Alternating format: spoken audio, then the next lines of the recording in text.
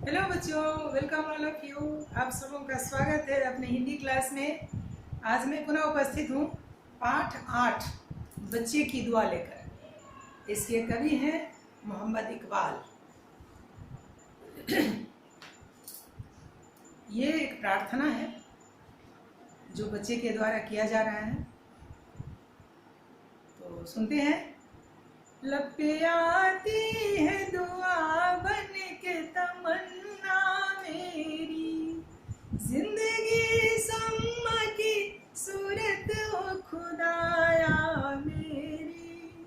लब पे आती है दुआ बन के तमन्ना मेरी, दूर दुनिया का मेरे दम से अंधेरा हो जाए, हर जगह मेरे चमकने से उजाला हो जाए।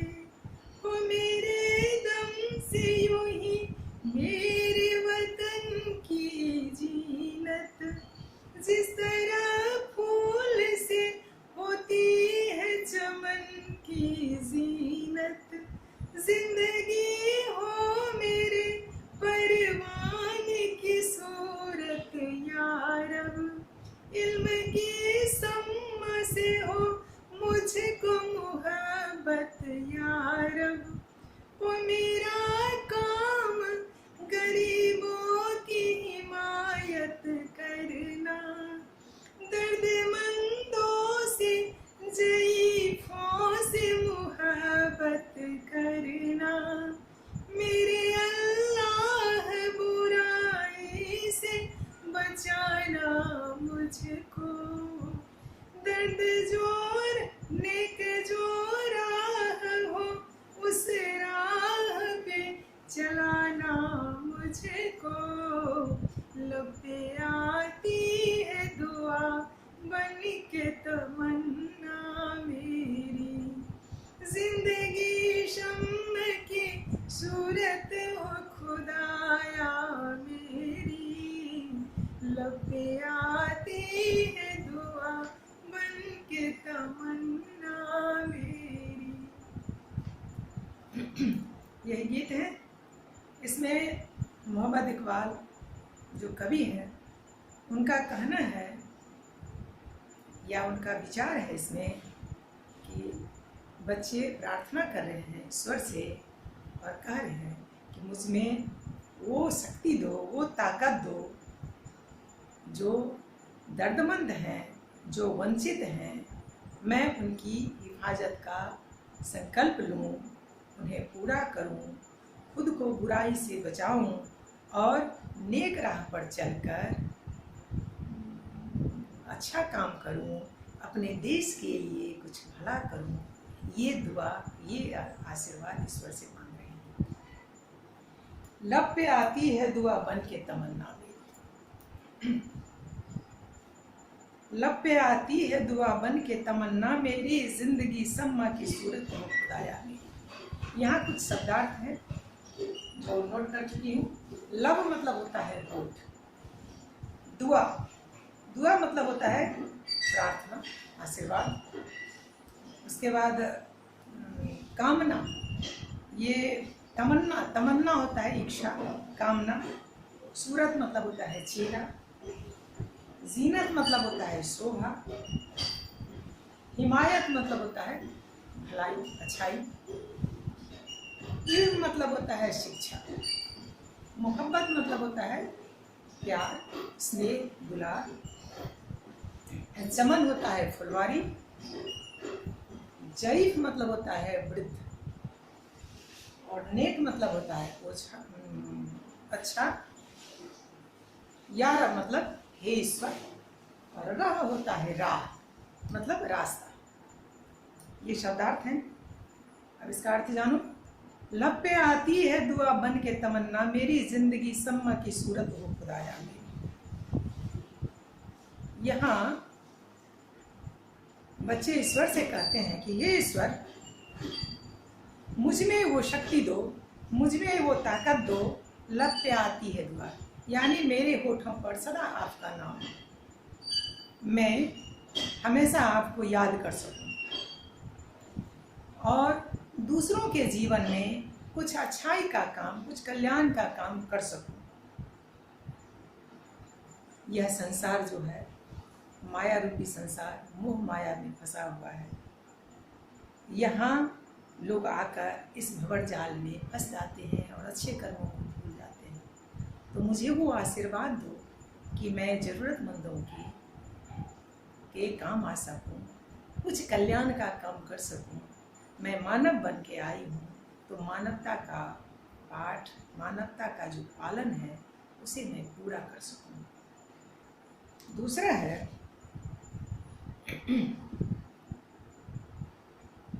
दूर दुनिया का मेरे दम से अंधेरा हो जाए, हर जगह मेरे चमकने से उजाला हो जाए। दूर दुनिया का मेरे दम से, यानी मेरे पराक्रम से, मेरी ताकत से ये जो दुनिया में गरीबी है, अंधकार है, अंधेरा है, परेशानियां हैं, उसको मैं कुछ कम कर सकूं, उसमें मैं सहयोग कर सकूं, उसको सही राह पर ला सकूं। मुझ में वो ताकत दो, मुझ में वो शक्ति दो, ताकि मैं अपने अंदर वो एनर्जी, वो ताकत लाऊं और मैं दूसरे के लिए कुछ काम कर सकूं। हर जगह मेरे चमकने से उजाला हो जाए, मैं वो अज्ञानता को मिटा सकूं, वो अंधकार को नष्ट कर सकूं। मैं प्रत्येक व्यक्ति को जागरूक कर सकूं, कर्तव्यनिष्ठ बना सकूं। जो अच्छे कर्म में है उसमें मैं अपना भागीदारी पूरा कर सकूं। मुझ में वो शक्ति दो, मुझ में वो विश्वास दो, ताकि मैं दूसरों के विश्वास को जगा सकूं, उसे सहला सकूं, उसे समझा सकूं, उसे जागरूक कर सकूं।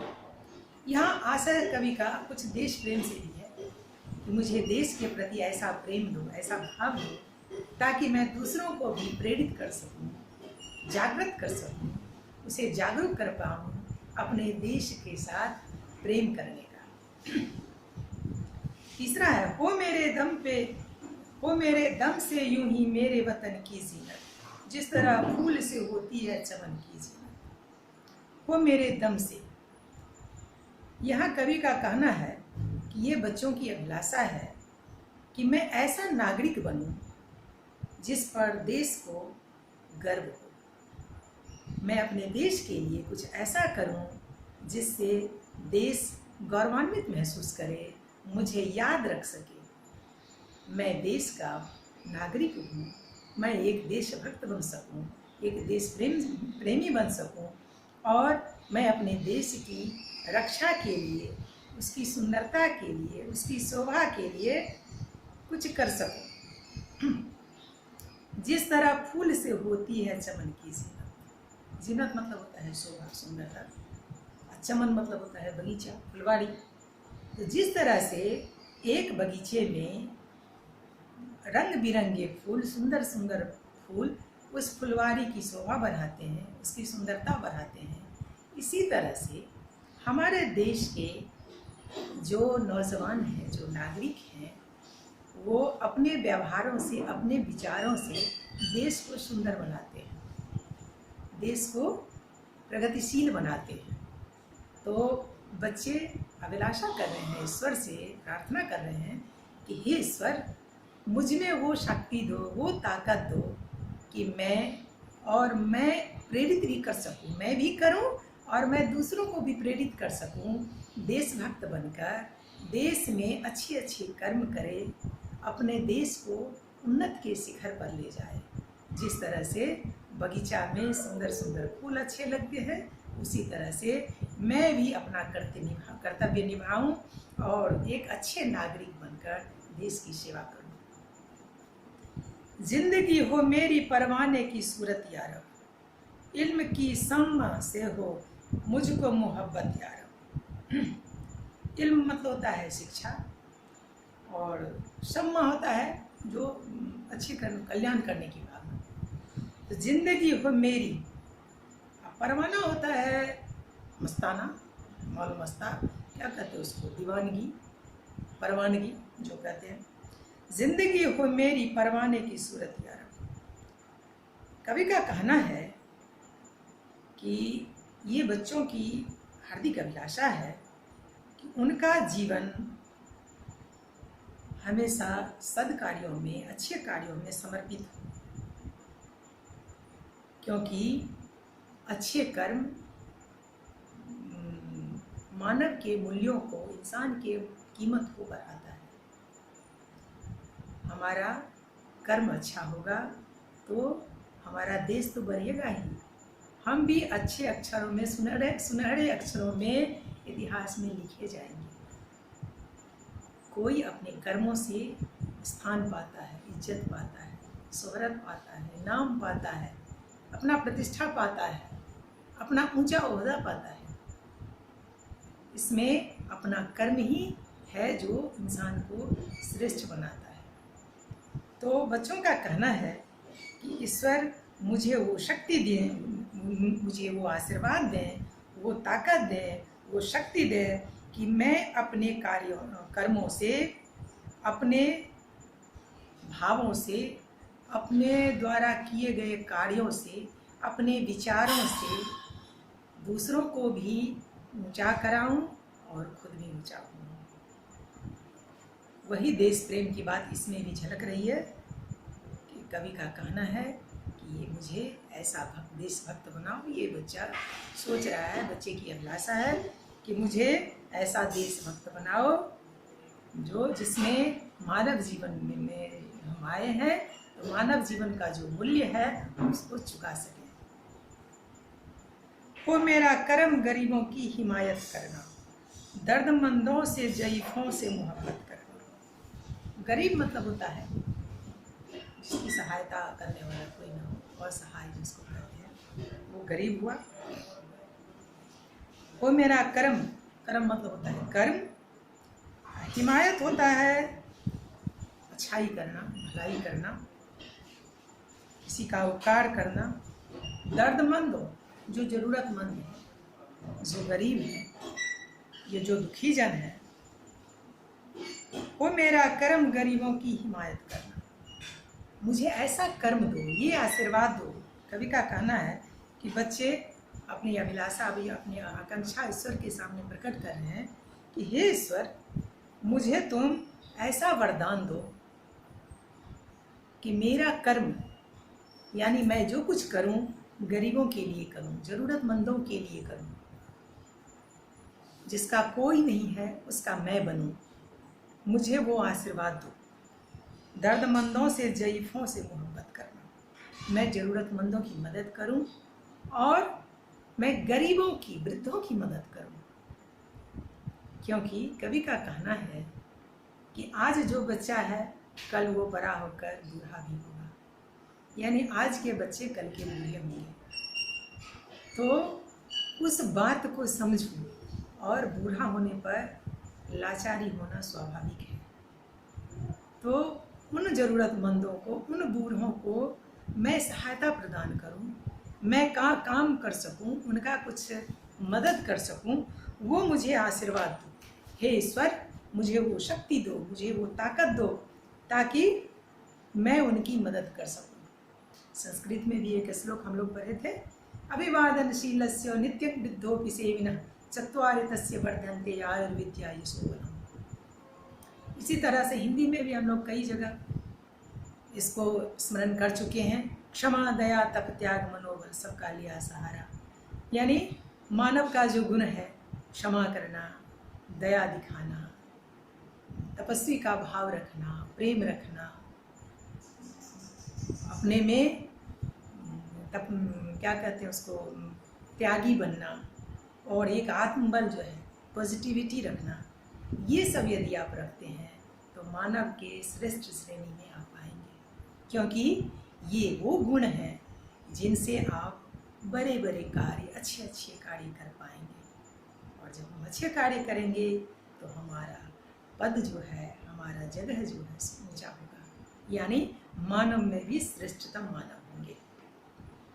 तो यही कवि का कहना है कि बच्चे ईश्वर से वरदान मांग रहे हैं कि हे ईश्वर, मुझे वो शक्ति दो, मुझे वो ताकत दो ताकि मैं बूढ़ों की, ज़रूरतमंदों की मदद कर सकूं। मेरे अल्लाह बुराई से बचाना मुझको, नेक जो राह हो उस राह पे चलाना मुझको। हे ईश्वर, हे परवरदिगार, हे मेरे परमात्मा, हे मेरे मौला, हे मेरे अल्लाह, बुराई से बचाना। जिसको बुरा कहते हैं, हम कहते हैं, हमारा समाज कहता है, हम सब जानते हैं बुरा चीज़ क्या है। बुरा चीज़ क्या है? दुष्टता का भाव रखना, परोपकार की भावना नहीं रखना, दिल में जलस यानी ईर्ष्या का भाव रखना, स्वार्थी होना, बेईमान होना, ये सब बुरे कर्म हैं। लालची होना, चोरी करना, चाहे वो समय का चोरी हो, चाहे वो धन का चोरी हो, चाहे वो विचारों का चोरी हो, चोरी है तो उससे बचना।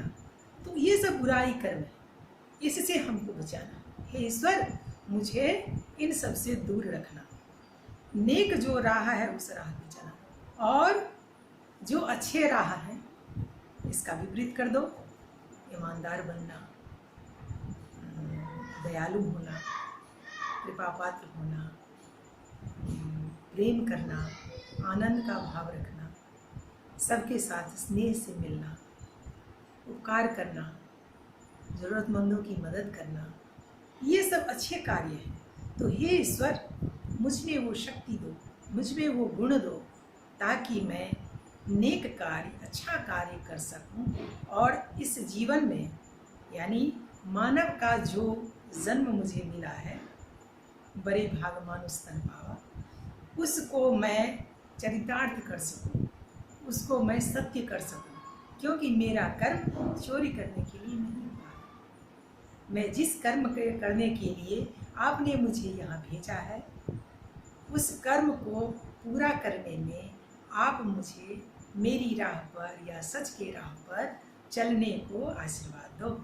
हे ईश्वर, मुझ में वो शक्ति दो, मुझ में वो ताकत दो, ताकि मैं